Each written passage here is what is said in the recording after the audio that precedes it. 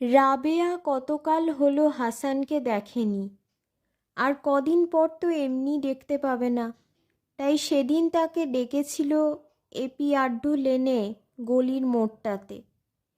সেখানে বরাবর নির্জনতা তার আঁচল বিছিয়ে রাখে, আর অন্ধকারে সেলাই করতে থাকে তাকে।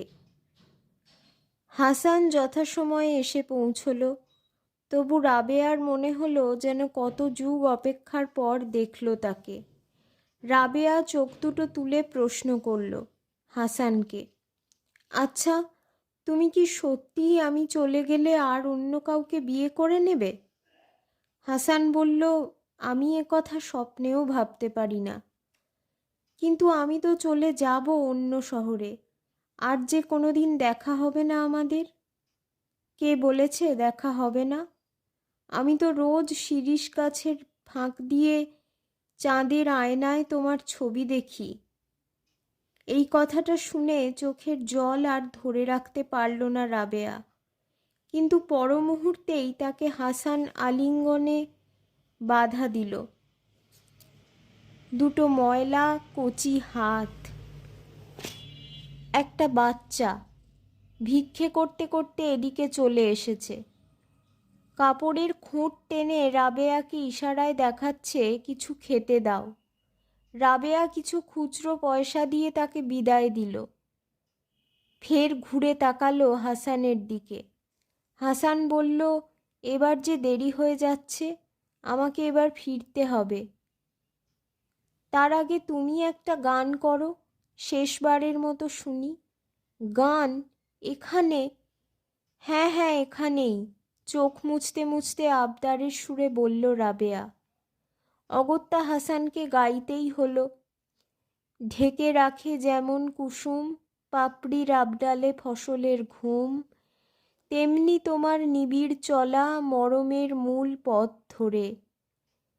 ভালো আছি, ভালো থেকো, আকাশের ঠিকানায় চিঠি লিখো। রাবেয়া বলল, এটা তো বিচ্ছেদের গান। যিনি লিখেছিলেন আর যাকে উৎসর্গ করে লিখেছিলেন, সেই রুদ্র আর তসলিমাও একে অপরকে ছাড়তে বাধ্য হন। আচ্ছা হাসান, তুমিও কি আকাশের ঠিকানায় চিঠি লিখবে? হাসান আর কিছু না বলে বুকে টেনে নিল রাবেয়াকে। তার আঙুলের নরম স্পর্শে মুছিয়ে দিল রাবেয়ার গাল বেয়ে নেমে।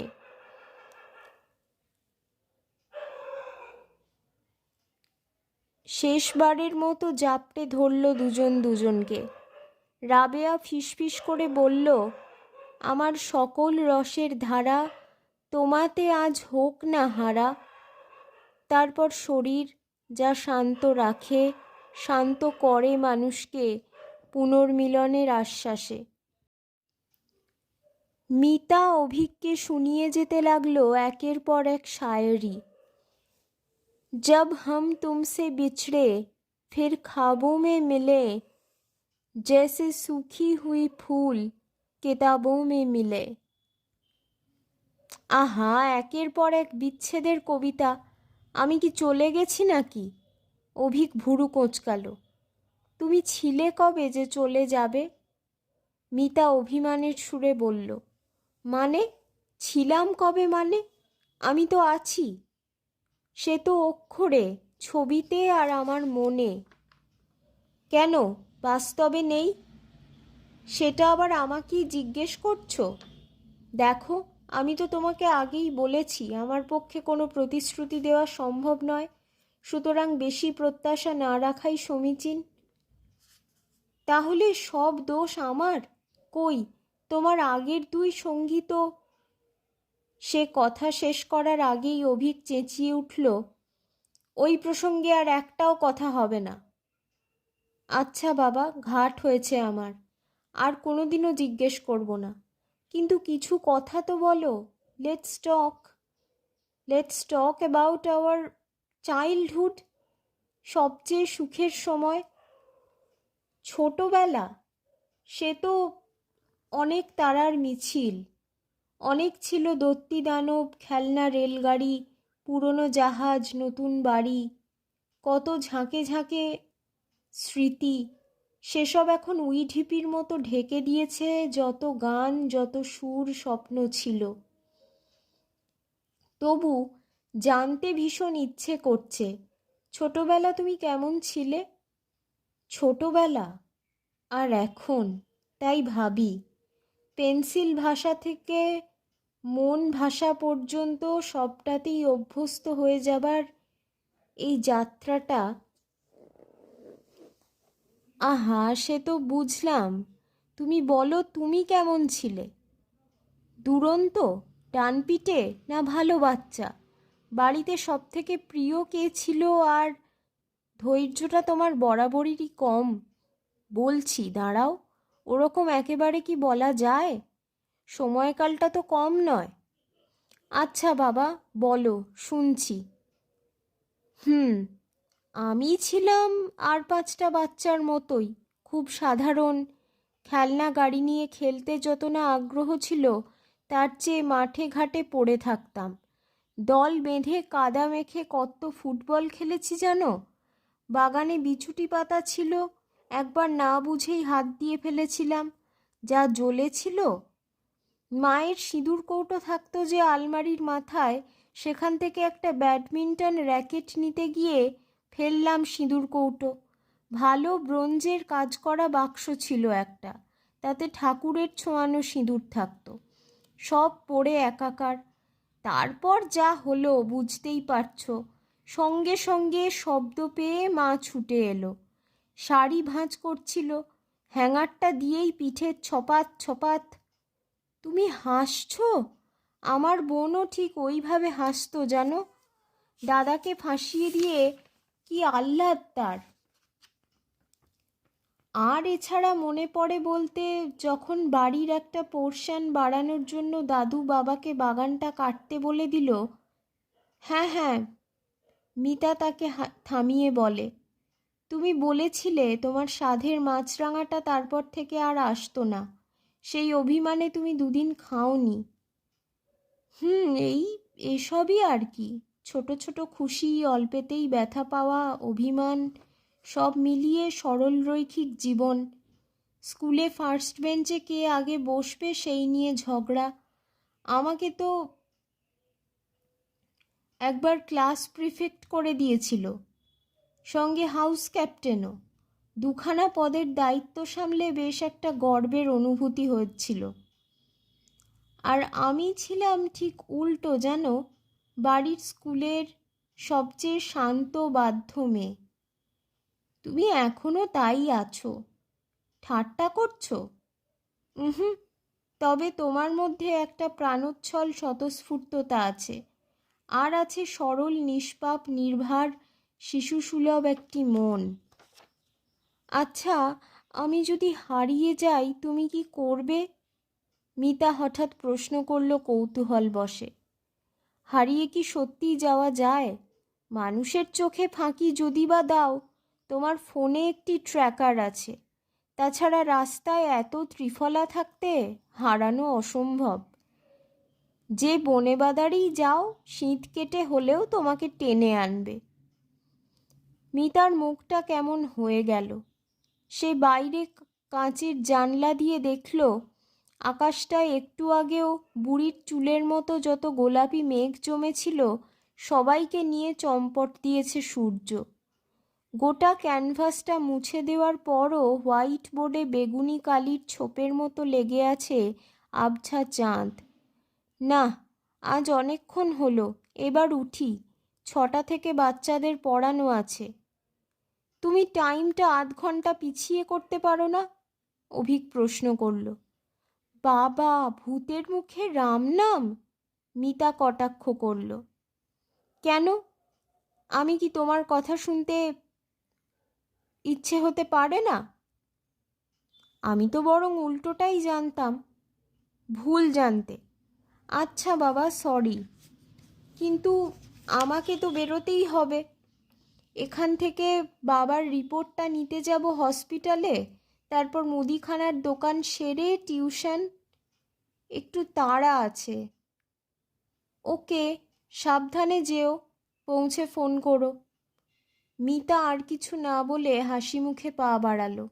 একটা স্বস্তির হাওয়া। এতদিন পর অভিক তাকে এত কথা বলেছে, তার খেয়াল রাখছে।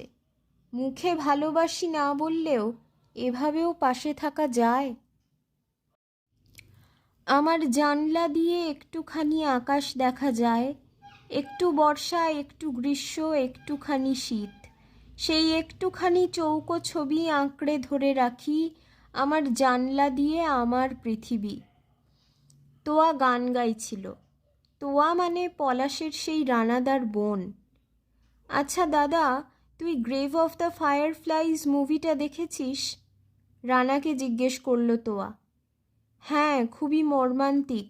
দ্বিতীয় বিশ্বযুদ্ধের সময়কার ছবি, আজও সমান প্রাসঙ্গিক। প্যালেস্টাইনে যা হচ্ছে। শুধু প্যালেস্টাইন কেন, আমাদের দেশেও কি?